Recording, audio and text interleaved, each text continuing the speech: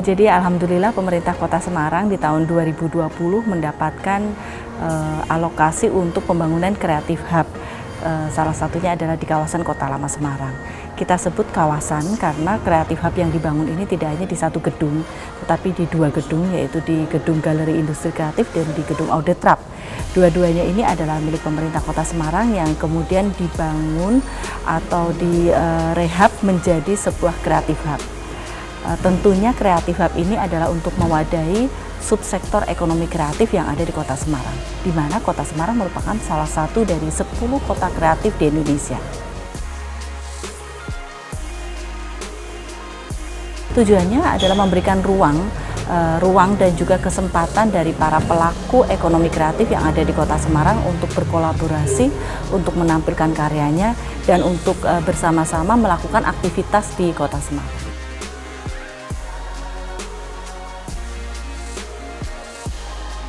Iya, untuk anggaran pembangunan ini sendiri menggunakan dana APBN dilaksanakan oleh Kementerian Pariwisata dan Ekonomi Kreatif.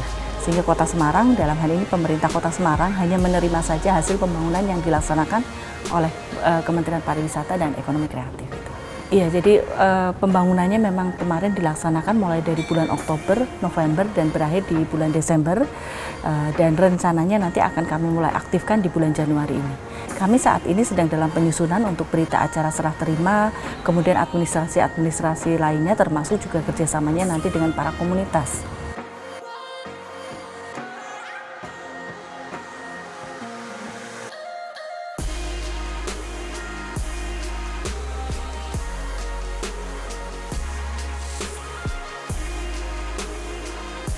Jadi pada awal kami perencanaan pembangunan Creative Hub ini sendiri, kami sudah melibatkan para komunitas yang harapannya mereka sudah paham tentang konsepnya, kemudian kebutuhan mereka seperti apa, ini terwadahi semuanya di sini.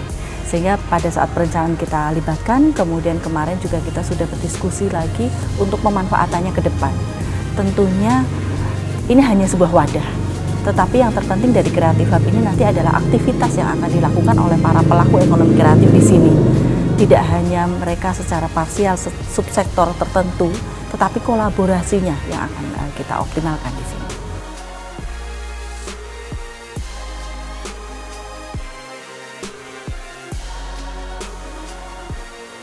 Jadi di Semarang ini ada yang namanya Komite Ekonomi Kreatif, di mana di dalamnya ada tokoh-tokoh atau kawan-kawan, istilahnya kalau kita nyebut yang dituakan dari tiap-tiap subsektor mungkin ya. Nah, itu mereka yang nantinya akan kita gandeng oleh pemerintah Kota Semarang.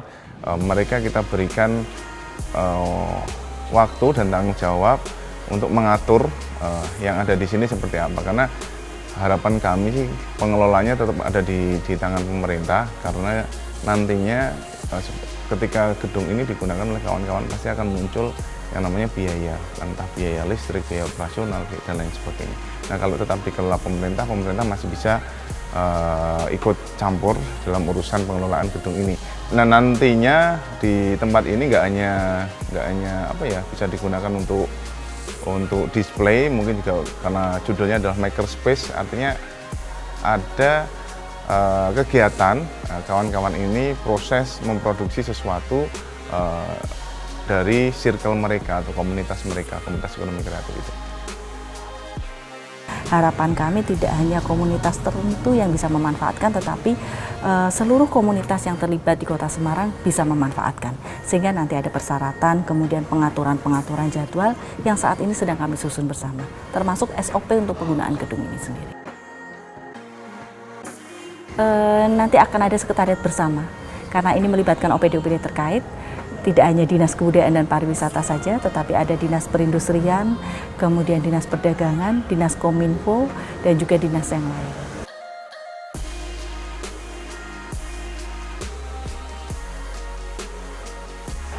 Jadi di sini nanti kita leading untuk subsektor ekonomi kreatif, ini adalah leadingnya di fashion. Akan tetapi tidak meninggalkan subsektor yang lainnya. Jadi ada fotografi, kemudian videografi, animasi, perfilman, dan juga berbagai subsektor yang lain. Kita ada 17 subsektor, harapannya bisa kolaborasi. Dan tidak hanya para komunitas yang sudah jadi istilahnya sudah populer saja ya, tetapi yang masih startup, yang masih baru mulai, ini pun bisa melakukan aktivitas di sini. Kita ada makerplace, kemudian ada ruang kolaborasi, ruang rapat, ruang untuk pertunjukan, dan juga ada fasilitas yang lain seperti kamar mandi, musola, dan tempat pengelola.